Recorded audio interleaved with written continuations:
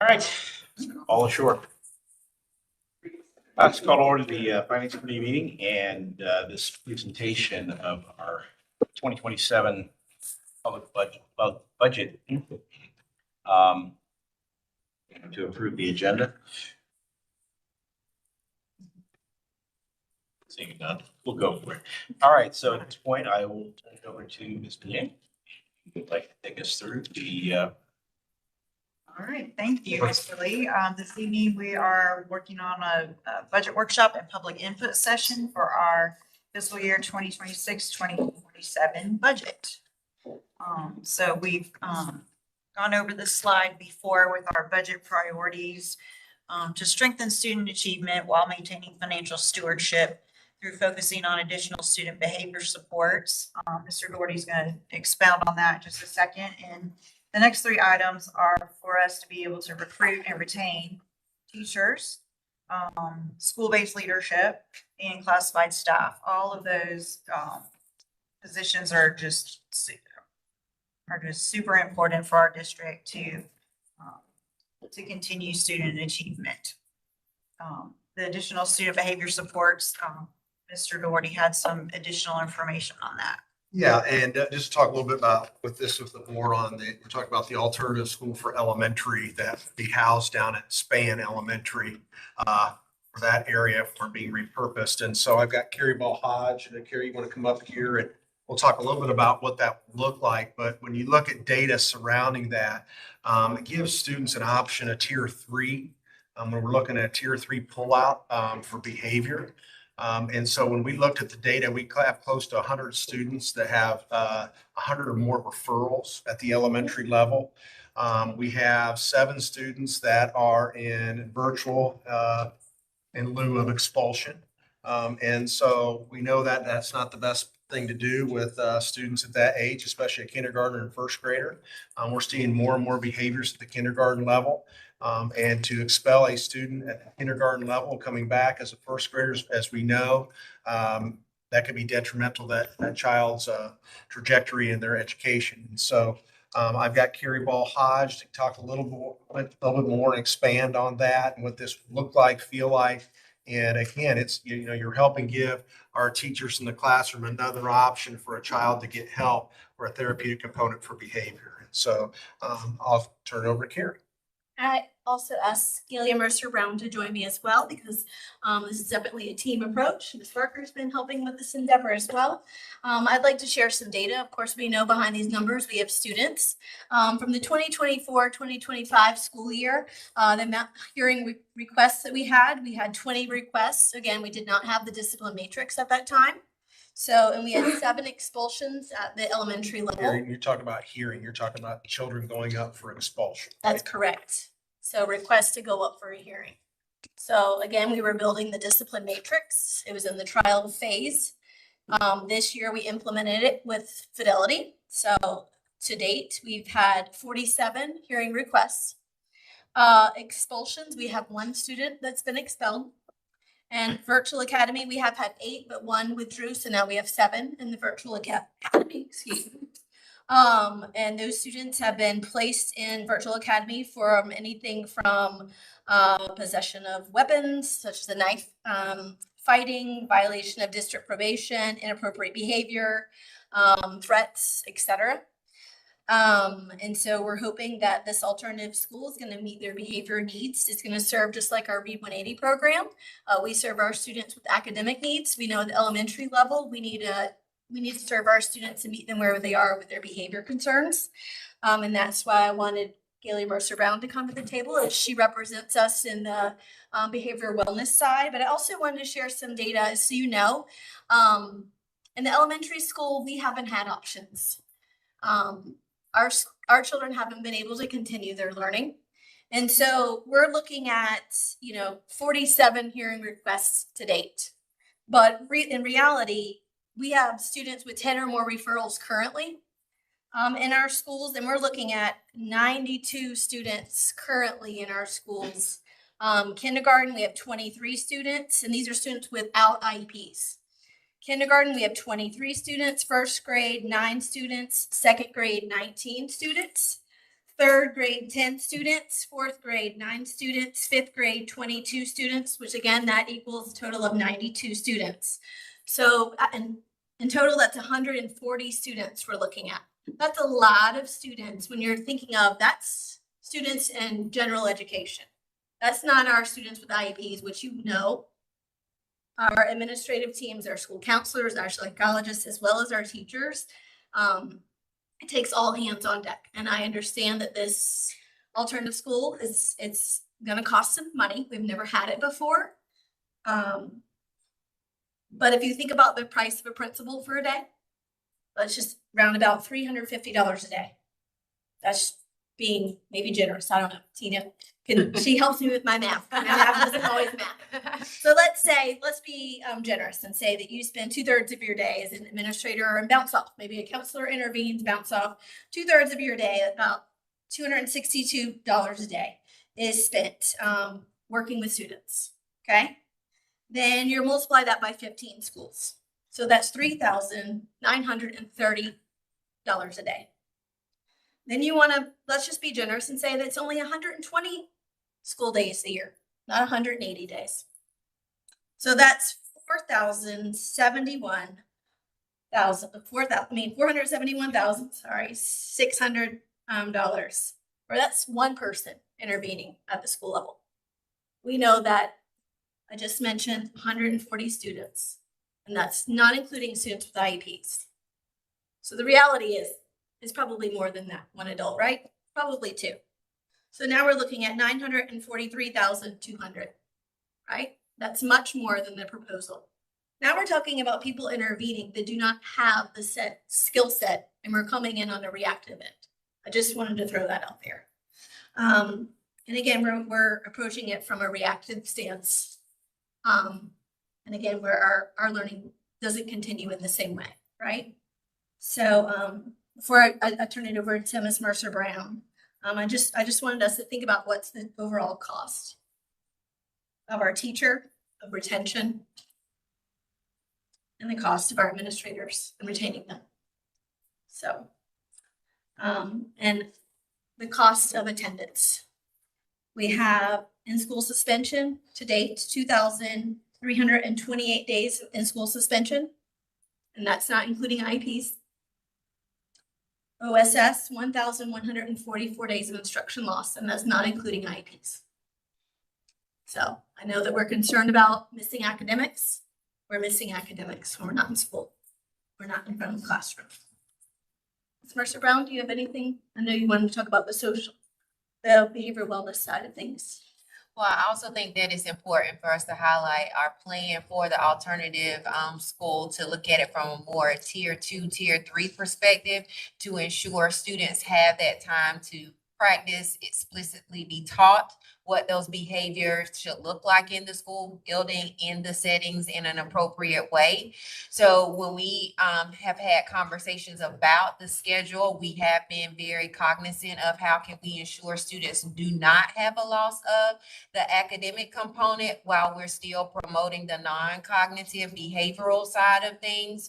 So we are looking at it from a totality to include other areas beyond behavior and look at how fine arts can be implemented, how students can actually practice those behaviors in those settings, and doing it in a way to where they can then transition back to their base school, and also cognizant of the fact that this is intended to be an intervention, not a permanent placement. So what is the fastest route for students to be placed back into their school with the resources? Because it's definitely a deficit, and we need to provide that instruction so we can address it in a timely manner.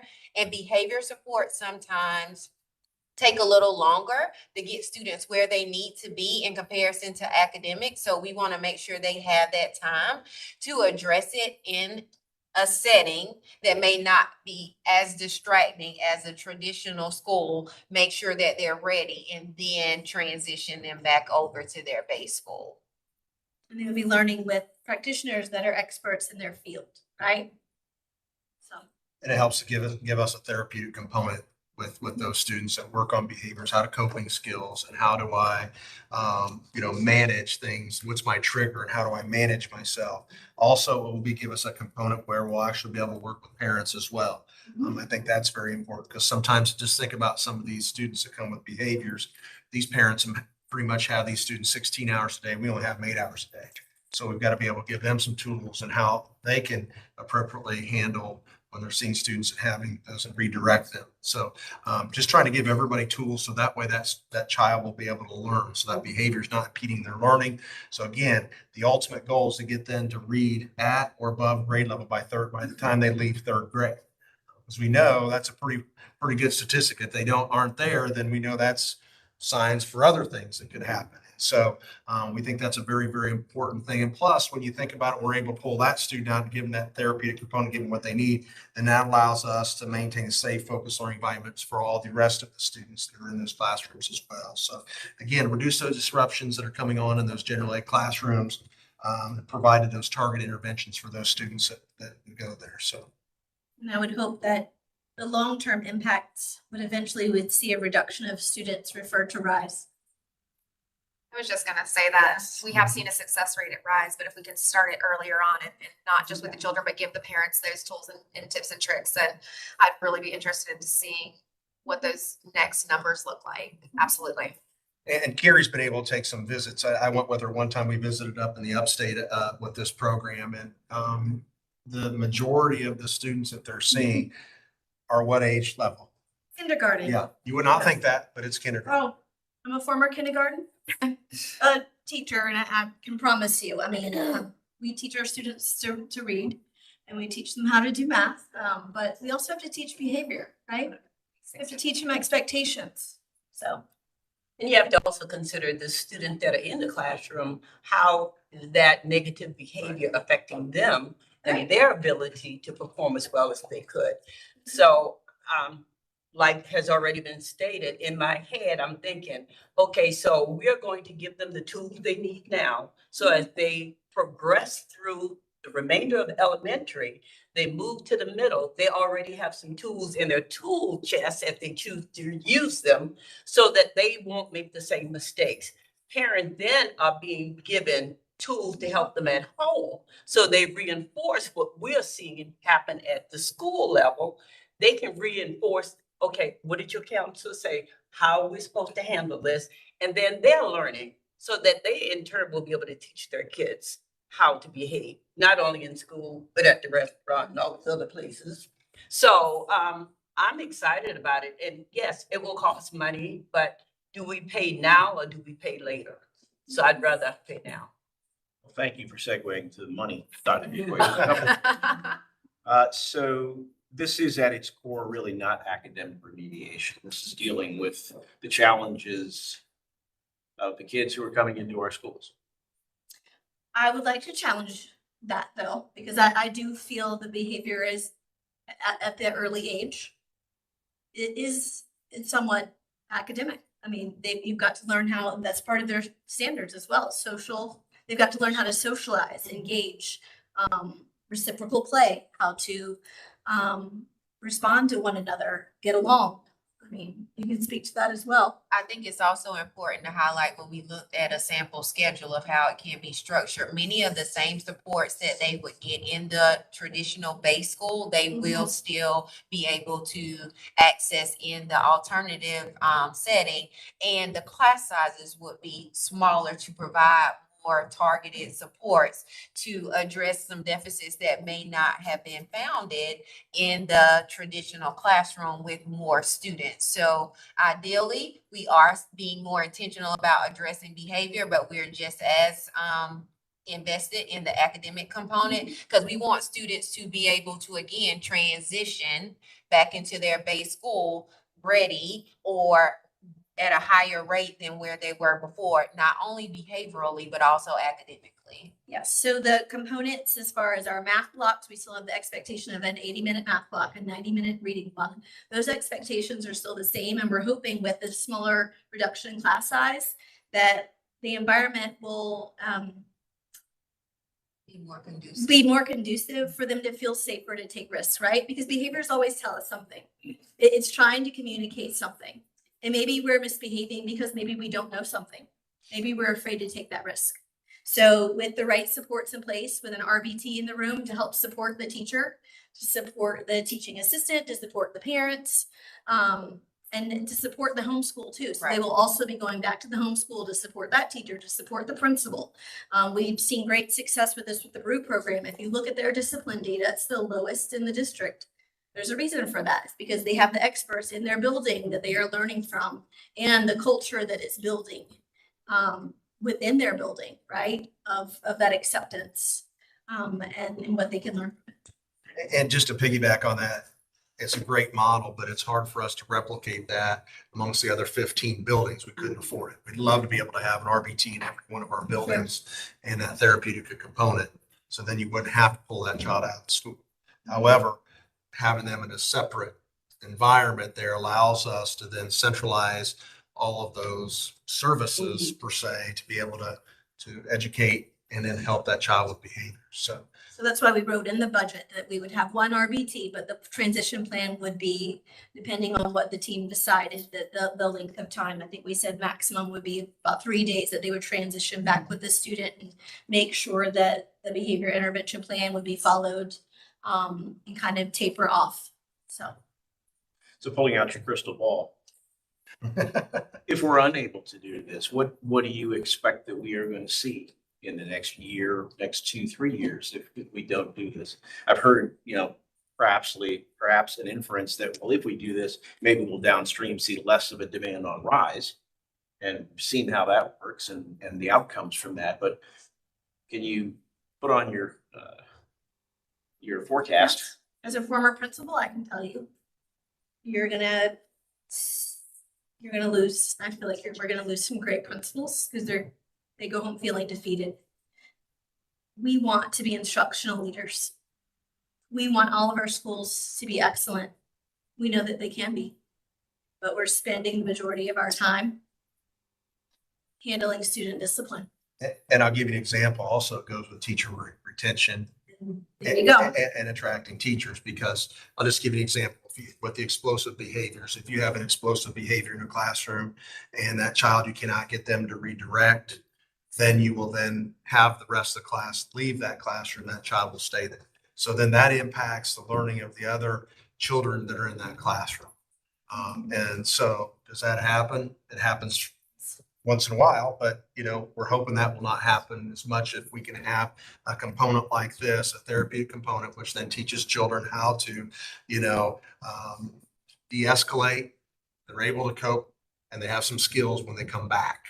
And then like Carrie said, then the time they become, second, third, fourth, fifth graders ago, they understand how to deal with parents, understand how to help. So it's that three-pronged approach. You got the school, you got the parent, you got the child. So we're able to do that. So that's the thing we're hoping. But if we don't, you're going to see some behaviors and you'll see those things and you'll see that's part of that retention. And what I see is just, I'm in the schools a lot and get called 24/7. And these expulsion numbers, I just want you to know, that's the last thing that we want. Is we want to keep all of our kids at an elementary level. We want all kids to stay in school. You know that. That's where our heart is. We take all children. That's what we signed up for in public school. And I see principals every day. They have their offices full and they cannot get into classrooms. And I think that is, they want to take that from the teachers. So the teachers can do the heavy lifting. They want to protect their teachers. Anything that they can do to make sure that they are retaining the best of the best, and giving their teachers what they need so they can keep pushing forward. So to answer your question, I think we want to make sure that we're doing everything we can to retain the very best in Dorchester too. We've done it, and that's what we pride ourselves on, is excellence here. We want to continue maintaining that. I think it's also important to highlight the soft skills component of things and then also to look at the profile of an SC graduate. Those non-cognitive skills are just as important when you look at business and industry. Many of them say students come in with the hard technical skills, but it's those soft skills and they struggle with regulating. So a lot of times those students are not able to meet many of those college and career readiness indicators. So with that being said, I think that it allows you to address the whole child and look at it from a tiered approach to see how you want to best accommodate it. And I see it as a domino effect. I think we pay for it on the front end so we can make sure our students are set up for success when it's time to graduate and they have the skill set to help them be successful and transition into whatever post-secondary plan. And those are the early preventative things that we're doing for all students on the front end. And I'll give you an example. You know, we expelled an elementary child last year. Expelling an elementary child doesn't do anything for that child. Child goes back into that environment, child moves, child just comes back to our school district. This is a couple weeks ago. So still has only been here for like 3 days and has the same explosive behavior. And so what happened when they left? I'm sure they probably didn't get any of the behavior supports, any of the coping mechanisms. Parents got support. So I'm thinking if that child would have stayed here, maybe we could have helped that child. You know, we had a program like this and maybe that child would not be acting out the way it is. And so I think that's the way that we look at this program. I mean, And that's the way our principals respond. Yeah. It's amazing to hear them speak. They say, I don't want them to go anywhere else. We want to keep them because we know ultimately they're coming back to us. We just Right. want to get them the help that they deserve. And you think about a little child, 6, 7, even 9 or 10, they don't want to be angry, but there's something that's triggering that. Yeah. Yep. And so we need to help them to identify what it is so we can help correct that. And I know I'm probably a tough child growing up, but although I did have a mama that didn't play like that. But bottom line is, every kid doesn't have a mother who can hold them accountable like that. So that's why we have to help parents see how they can help their kids develop into that human being who might become president of the United States. You look back on some of the history of our leaders, they didn't have the best, but somebody took time with them. So I'm willing to invest the dollars at this point. And not only that, the teachers become so frustrated because they don't know how to reach them. I know people believe that teachers know everything. We don't. There's a lot we don't know. And so we need somebody that can help us even. And maybe from time to time, those same support system can come and talk to some of the teachers and help them see, okay, this is what triggered Johnny. So we're going to work with making sure even when he comes back to you, how we're going to handle that. So I think it's a roundabout service for all of us to learn. Well, and I just want to say it does come with a hefty price tag. I mean, it's $600,000 we have for the budget, but in the last 2 years, we have right-sized the district almost 73 positions. That's $5.8 million. We're trying to reallocate dollars to where we think are very important to help children. And when we have to right-size the district that way at the 5.8 million, we're looking at $600,000. This is trading off to be able to help a group of students that we think are very, very important to do. And it also, like we said, addresses teacher retention, the environment, the culture and environment in the buildings, and it helps students and parents. And so when you look at that and what we've done in the last couple of years, trying to put our dollars for a direct impact with children, I think we're trying to do that here as well. So any other questions? I'm sorry. Well, I appreciate the perspectives and the goals and everything else. How do we measure success if we go forward and do this? It's a great question. I would hope we measure success. Safer schools, safer environments, students wanting to come to school, reduction in referrals, happy teachers, happy students, happy principals. My phone won't be ringing off the hook every day. I mean, it's hard when I'm trying to make decisions on to attend a curriculum meeting or to step outside to talk to a principal that had a pin coming towards his eye today. So I mean, that's the reality of what we're looking at, right? So the measure of success would be, fewer students going to RISE, fewer students, earning discipline referrals, MTSS process is working. Our community getting stronger and coming together. And I also think it comes down to this. It comes back to that portrait of a graduate that Delia was talking about. Let's talk about graduation rate. We got students across, and I know all of us as principals, we could sit there and talk about a student that's coping with things. And I'll give you an example. One, it's maybe under a chair or under a table that won't come out, won't comply, won't do those things. But we have a program to help give children skills to be successful.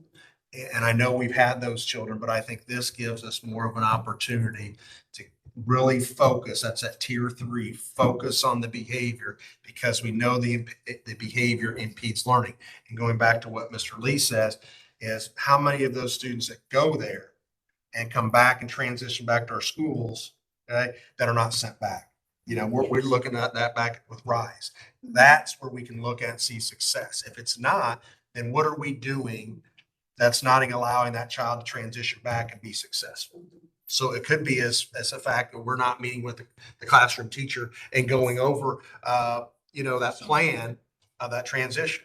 So, those are things that we will look at. If it's successful, is that child, have a good transition back and his behaviors are better and he's not sent back. That's what I see as success, in the short term. But the long term will be getting that child, going to the next grade and not having to go back and then later on graduating.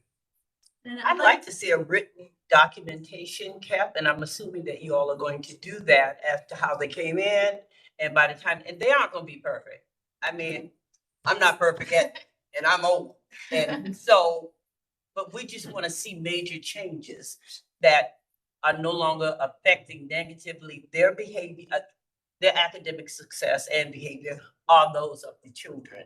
And so if you keep a written documentation and you can kind of let us know what's going on from time to time, I think that would be great. We do have a whole plan that we've as the team we've drafted and we're working towards. So I also feel like, correct me if I'm wrong, but this will also affect academic outcomes, correct? I mean, definitely all the things that you're mentioning are really important, but I also think the skills after graduation and certainly graduation as well, but along the way, Yes. I think we're setting these students up for academic success. Not just the student getting the treatment and help needed, the rest of the environment that's negatively impacted by the student with said behaviors. And like Carrie said, they're still going to get their math block. They're still going to get the reading block. And then you would have time for them to get a therapeutic component, talk about coping skills. How do I deal with this? Okay, what made you feel this way? How are you going to handle it that next way if something happens in the classroom? Right. Those are all part of that. Sometimes they're not available to learn.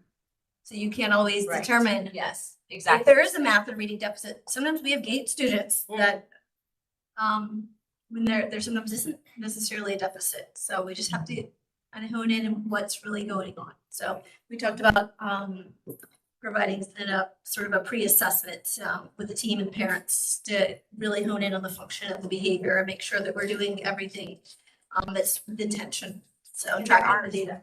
There are so many non-academic skills standards that so many people don't know about that are also going to be hit up in those behavior assessments and stuff like that. So that'll be great. Thank y'all. All right. In the I know we interest spent a of lot of time on time, that. yeah, no, that's okay. The board really wanted to get that information, so it's glad that y'all spoke about that. And it's Thank you, one of the Gary. Thank you, items in our details a little bit later. But in the interest of time, we'll probably skip over some of these slides because you've seen them before. Our budget challenges, as we were just talking with the county auditor, limitations on local revenue generation or operational mills. And it's difficult, I know, for y'all, even if you did have fiscal autonomy, to want to raise taxes because we know it directly affects the small businesses, even though we know that we need it. So it's still a tough challenge for y'all. The unpredictable, insufficient state revenues, as we also heard about earlier. That creates a challenge for us in long-term planning. That makes our 5-year projection that the county asked for us really difficult to project out for 5 years, but I did include that in your board packets. It's kind of a calculated guess. We can't really take the averages over the past 5 years of what the state has given us because they changed the funding formula and they've included different things and taken out other things. So it's really difficult and we're kind of at the mercy of all legislators. The next slide, Lisa, if you wanted to touch on that really quickly. Be quick. The star on the second row shows us where we are in the legislative process with the state.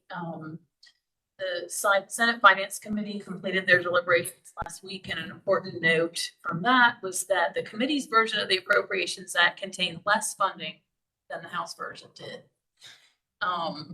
for state aid to classrooms in the EIA and in the general fund. The next step is the Senate floor debate. It's listed on this slide as April 14th to 16th, but it should say that the Senate version is being printed this week and the debate is actually next week, the 21st to the 23rd. So once that's done, the differences between the House and the Senate will go to conference committee. And the important thing about that is that it can't go higher than the high end or lower than the low end. So if the Senate stays below the House and the House is higher, we will not get any more money than we are projecting right now.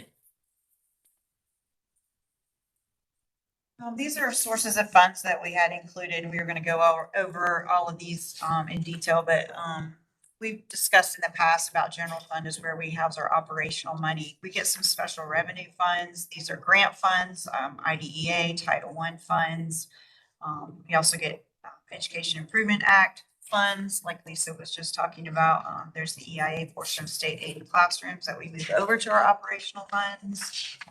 We also receive money for capital projects. Our 8% funding comes from that debt service millage that JJ was talking to us about, but it's only for capital projects, again, not for operations, as well as the referendum funding is for projects and not for operations. This next slide shows our general fund budget revenues that we've talked about in the past. 26% is our local taxes and over 80% is from state. This is the slide. Colin, I hit the wrong button. Okay, there we go. That I wanted to make sure that we showed this to you this evening because since our last presentation, we did receive an updated figure for our local property taxes of 3.3 million for the increase. So our local property taxes go to 88.8 million. We had the same amount in state revenue, state aid to classrooms. None of those changes were made. It was just in local property taxes. So currently we have $7 million to put towards our requested needs. Just really quickly talking about our operating millage history. Mr. Lee was pointing out that we did use part of our 7.6 look back mills that we were able to use. We implemented those in the 25-26 year when the county council approved those. So our millage increased 7.6 mills. We're still able to go to that 3-year look back of 44.59 mills. And we did receive, since our last presentation, the millage that we would be able to get for this current year based on the CPI and population growth for our school district. We would be able to ask for 10.1 more mills. So total in our total available is 54.66 mills. Not that we're going to ask for that, but that's $24 million. Our general fund budget expenditures, if you look at the top section, 83.2% are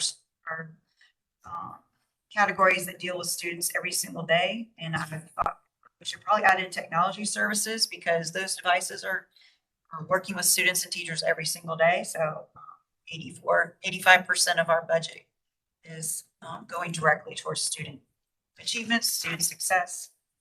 And the next page shows that we have over 86% is salaries and benefits, and we only have a small portion that goes towards transportation costs, security and SRO contracts, some technology renewals for security as well.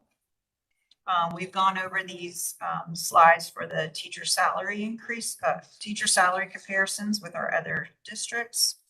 Or you want to just talk about that real quick? What is Worcester Forest starting salary, Um, 49, I believe it's State 49. 49.5. And we are at 51.5. And Berkeley is at, they were at 56 and Charleston was at 64. thank you. That was for this current year. Our teacher salary history, we have increased a great deal since 2018. We hope to, we've shown here on the bottom that a proposed $1,000 increase. So we can include that without asking for any millage. We'd love to get to the $2,000 increase, and you'll see that on some numbers coming soon.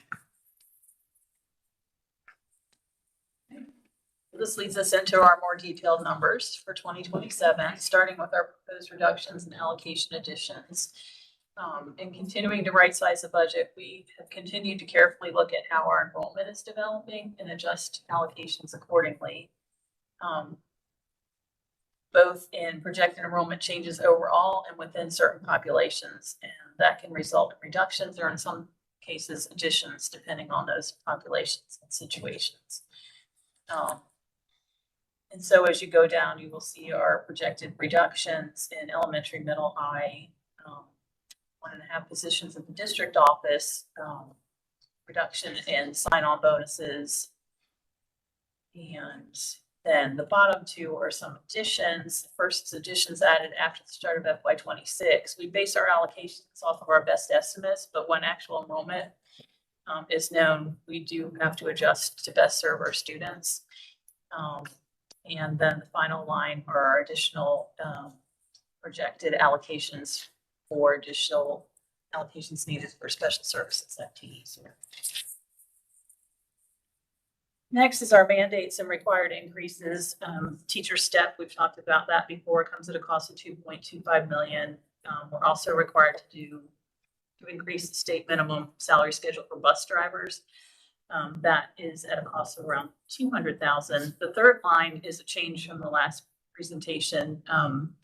When we met last month, we'd received some information from Dorchester County regarding an increase for the cost of SROs. Since then, we've received additional information regarding crossing guards, event security, and the town of Somerville SRO. So we've adjusted that number to the $500,000 that you see there. Next is our district priorities, which, as we discussed earlier, are providing additional behavior supports and quality improvement, retention of teachers and all staff. So you will see these numbers are largely the same as they were the last time. We have a step for classified and certified that aren't teachers, $1,000 increase to all steps of the teacher salary scale that would bring that starting salary to $52,500. 1% increase for classified and certified. The cost of the elementary alternative program that we just discussed. And then 2 additional items, the director of student concerns and adjusting school-based leadership and district office administrator salaries to define scales. Yeah, and I'll just touch on that a little bit. When you look at that director of student concerns here at the district office, we are eliminating a position, but only half of that position was general fund. The other was a grant funded, and then we're eliminating another position. So this position so we'd be saving a half position, basically. When you look at the adjust school-based leadership, district office administrator salaries, define scales, I'll just give you an example. An assistant principal at Berkeley High School makes starts out at $93,000. An assistant principal here and DD2 starts out at $73,000. So we know we're not going to get all the way to 93. We just want to put a good forth effort because we are losing a lot of our leadership to surrounding districts here. And I can just tell you there's been conversations by other superintendents actively recruiting some of our principals and trying to get them to go over to their district. And, again, they're looking at a $35,000, $45,000 increase. So again, it goes back with your teachers. And with everybody here, it's not just the administration teachers, it's also your classified staff, just trying to be competitive and giving more money to those people that directly impact kids. So The other thing that we wanted to point out was the green blocks on the right-hand side. So as we see, we can get down through, basically through the director of student concerns. There's a tiny little bit there that we would need, but then we see where we would run out of the additional revenue that we are getting and would have to look at asking for a millage increase. And so the cost of each item from here on will have a millage amount and then a cumulative millage amount. These last two areas are other salary considerations and other student behavior supports and academic requests and the millage associated with those. And those include an additional $1,000 to all steps of the teacher salary scale that would bring that to 53.5, an additional 1% for classified and certified not paid on the teacher scale, and special education stipends for low incidence programs. Then under additional student behavior supports and academic, we have an increase in the allocation for the virtual and low suspension option, some additional social workers, the board certified behavior analysts and RBTs, as well as the school counseling coordinator and multilingual instructional coach. Next is our summary of all the requests that we just talked about on the detail slides, brought down into categories. You'll see that that totals $13.7 million. So the next slide shows the projected revenue summary at the top to equal our proposed expenditures. So you see in yellow, the additional needed to fund the expenditure request is $6.6 million. So that has come down a little bit from our last presentation that we gave to y'all. Again, as Lisa was saying, you can see on here where the priorities are listed so far, but we may need to reprioritize those if funding changes. So we don't get the whole 14.7 mils. The board can tell us how to restructure those. Last slide, and then I know we have to go to another meeting. Really quickly, the millage increase examples, as JJ was talking about the values of our mill. Right now, our value of an operational mill is $450,000. So if you were to cost out a $500,000 commercial property and say we just went for the gusto and asked for the 14 mills to generate $6.3 million, a $500,000 commercial property would be increased by $420 for 1 year. Some of the other slides are the budget requests that were asked for that we were able to identify some other funding sources and then some budget requests that were not even included. Then we have our calendar. The next item that we have is April 27th, where we'll have a board workshop to discuss the presentation to County Council. They've requested that I send them a draft budget tomorrow. So that's why I wanted to make sure that we went over this today, because this is where we stand right now as a draft budget. If the board is okay with how this has all been presented.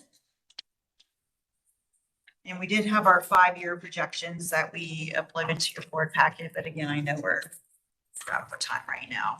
This was a public input meeting, so I didn't know if we had anyone from the public who had any comments.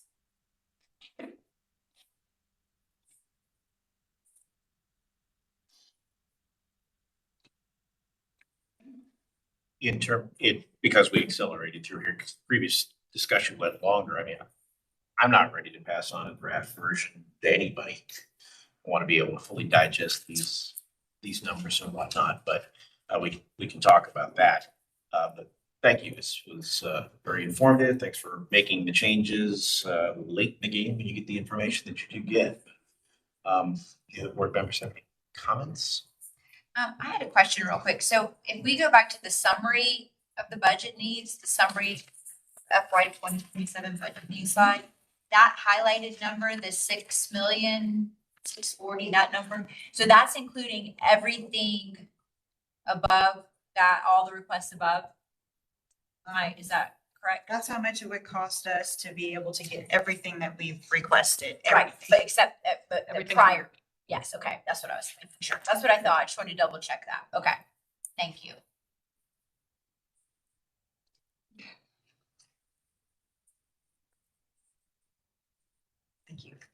There are no other comments. We will adjourn. See you in the general board meeting.